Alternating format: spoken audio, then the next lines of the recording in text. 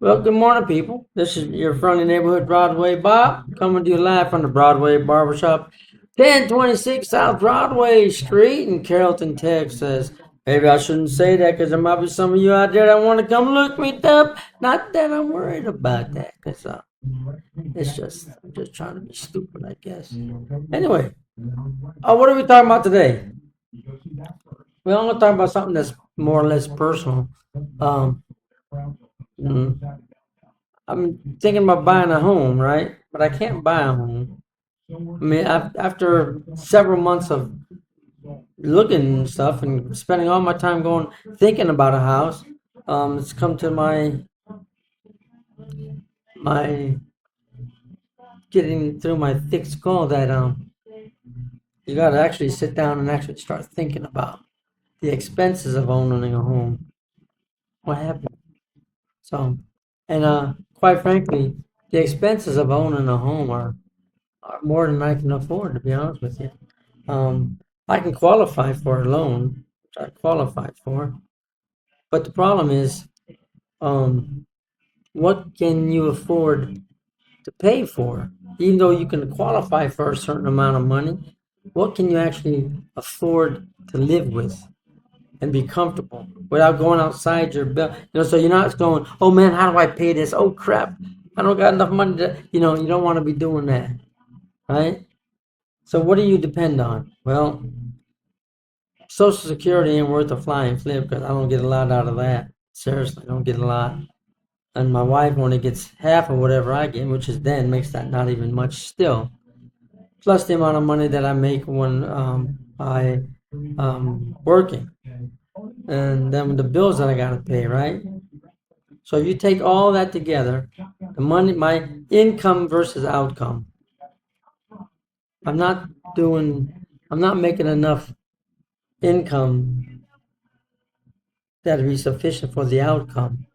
So what I'm trying to do is keep, because right now I'm paying about $2,800 for a two-bedroom apartment. I know, that's a freaking a lot of money, right?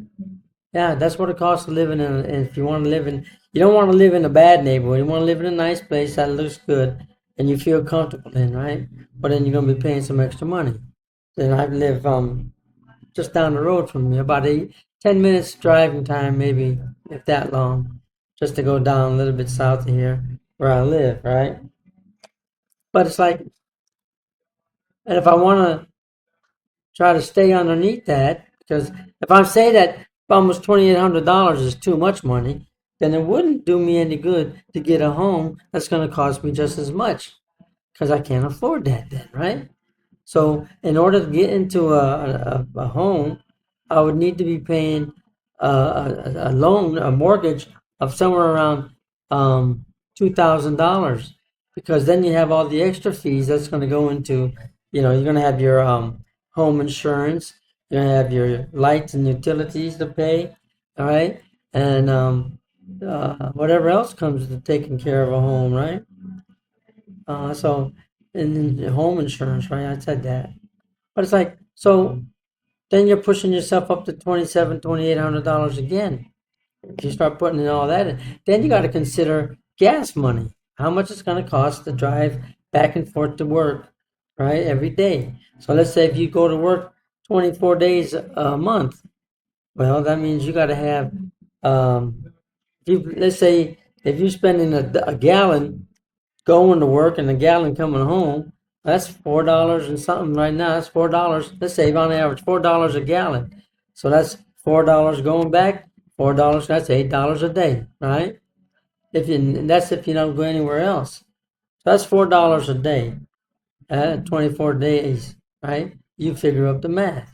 That's an extra, 100, 200 something, $200 maybe, right? So that's not a good thing. So that's an extra additional $200. Not to mention the time that you would have to drive in traffic, because I don't have to drive in traffic right now. So that's another burden that you're putting on. So all these things come into play, and I can't. Quite frankly, I just don't have all that extra money to be paying. Like I said, I'm paying about $2,800 now. So adding that kind of expense isn't gonna work. It'd be the same what I'm paying now. I wouldn't be saving anything, you know. So I need to find a different way of going about this. Find me a lesser expensive home. Then you're buying a home that's very old, right, and a lot smaller, right? And you don't know what kind of condition those homes are in. Then you have that expense. So what do you do? Well, then I'm left to other options like going to a townhome, maybe a townhouse, because condos aren't the answer. By the way, as you should know that. So townhouse. Well, they're less expensive overall because then you're if you're buying a townhouse, you're not the only one inside the townhouse. There's other members of the townhouse. Then you have a HOA fee that you'll probably be paying, which ain't so bad. But they pay most of the time. The townhouse and the HOA fees pay for the upkeep of the outside of the townhome and stuff. So you're not paying for upkeep of the property. All right, you're paying for the upkeep of your townhome. You know, so you're not like the roof. If there's more than one person in the roof, then it's a combined fee. Right? HOA then would be paying for that too. So you don't have to worry about that type of damage. So that takes away that expense or anything else that comes in with the whole building as a whole. That is done by the HOA fees, right, and so on. So I'm thinking that townhome. Then if you want a yard, you don't really get much of a yard with a townhome. But that's one of those things you have to forego, right? There. So those are the things I have to consider. Or another apartment. Do I get another apartment the same size? Is it going to be more expensive? I was looking on the internet for apartments, and you know what? Mine showed up there and it says, "Oh, you can get this apartment for $1,800 to $1,900 a month." Well, hell, I'm living in the apartment now, and it's 2765. I'm like, so what the hell are you saying? Yeah, well, it is. If you take away all the fees, right? If you take away all the fees that you end up paying for this thing and the increases in the rent that they've had over the years, plus the extra fees for valet, trash that they say you gotta have, the internet, which they say you're gonna if you don't want the internet, you gotta have it, right? You're gonna pay for it anyway. So even if you're supposed to be getting Spectrum and you want AT&T and AT&T comes in there, you're still going to be paying for their Spectrum because the apartment, you know, and then it's still expensive, right?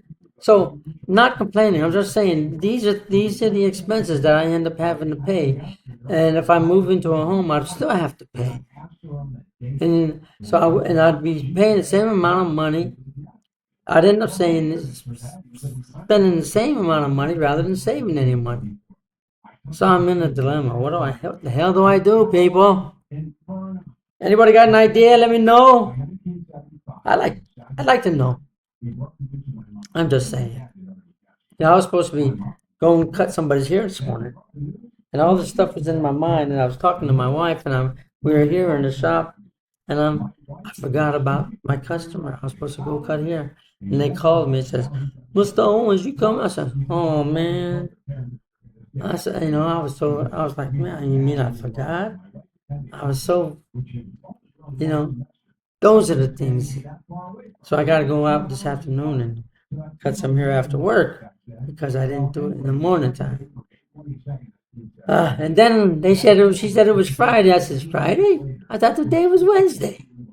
Oh, man.